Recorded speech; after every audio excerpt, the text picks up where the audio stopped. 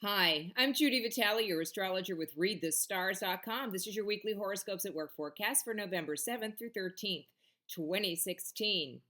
Lots of changes this week. Little changes, not huge things that you're going to go, oh my goodness, what just happened to me? But there will be a lot of little planetary moves from one sign to the other. Mars, heading up the pack, is going to move from the sign of Capricorn, where it really applied the whip to our backs, really made us work very hard. It is now moving into the sign of Aquarius. And so, what it does in the sign of Aquarius is make us think about the collective and how our ideas can be applied to make the world a better place. So, that's a really good thing. The other planet that's going to be making a move is Venus. Venus will be moving from Sagittarius, where she was being the party girl, on into Capricorn, where she'll get slightly more serious and allow people to have an appreciation for their hard work. So, that's a good thing. And also, Venus can be a little bit, well, a lot sensual too while she's in Capricorn, although you may not suspect that. That is the case. Capricorn is a very sensual sign. If you've ever been with one, you know that. So the next one is Mercury. Mercury is moving into Sagittarius. So people's thoughts and the way that they communicate is going to become quite gregarious, and that's going to occur on Saturday the 12th. So let me take you through this day by day so that you can have a nice guide to your week. Starting on Monday, we have the moon in Aquarius, and there's a lot of Aquarius energy kind of building up as Mars gets ready to move in there. The sun will be in a nice sextile to Pluto, an excellent day for work, an excellent day for putting your ideas out there with a smile on your face and with an intention of what's great for the group. That's really where you want to be. Tuesday, not so great for work. We're going to have a void of course moon for almost the whole day from 8:55 Eastern Time to 4:45 Eastern Time. And this means that it's very difficult to get things accomplished. Where we may have hoped that we would have a meeting that went well, we might find that we scheduled the meeting and a key member of the team that was supposed to be there finds that it's impossible for them to show up. So there are all kinds of things that can go wrong during the void of course moon. If you want it to go right for you, avoid scheduling anything that's terribly important and put yourself in the mode of getting some things cleaned up and finished. Wednesday, the moon will be in Pisces. People's minds will wander out into their imaginations and beyond, into the world of the spiritual and the collective and the wonders of how we're all one. And people just sort of like a moody and dreamy. So that's very nice. Mars will be making its entrance into Aquarius very early, 0 or 12 o'clock at night, midnight, 52 minutes after midnight, in fact, on Wednesday. And we're also going to have the moon and Neptune very, very close on this day. So look for a lot of that dreaminess to be accentuated by that. On Thursday, the moon stays in Pisces. People remain spacey and dreamy for most of the day.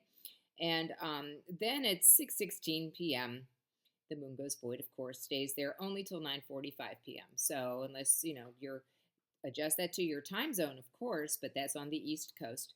In just those few hours, you have to be concerned about the void of course moon. On Friday, of course, the highlight is going to be Venus moving into Capricorn late at night, 11:55 p.m. In the meantime, we have the moon in Aries. There's lots of energy with the moon in Aries. People like to get things started, and people are not also very patient.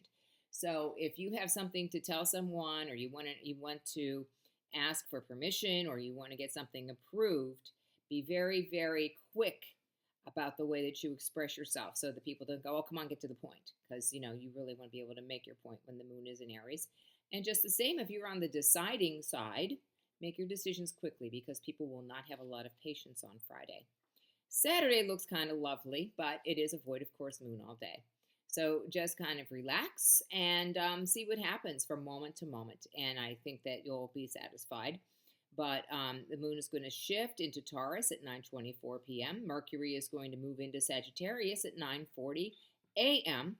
And so at that point in time, you'll see that no matter how difficult the void of course moon may or may not prove to be, people will have a very optimistic attitude and say nice things. That's the good thing about Mercury in Sagittarius. The downside about anything in Sagittarius is that it's always honest. And sometimes Sagittarians need to keep a nice little Virgo editor nearby to make sure that they don't say too much. And if you live with a Sagittarius, you know what I mean.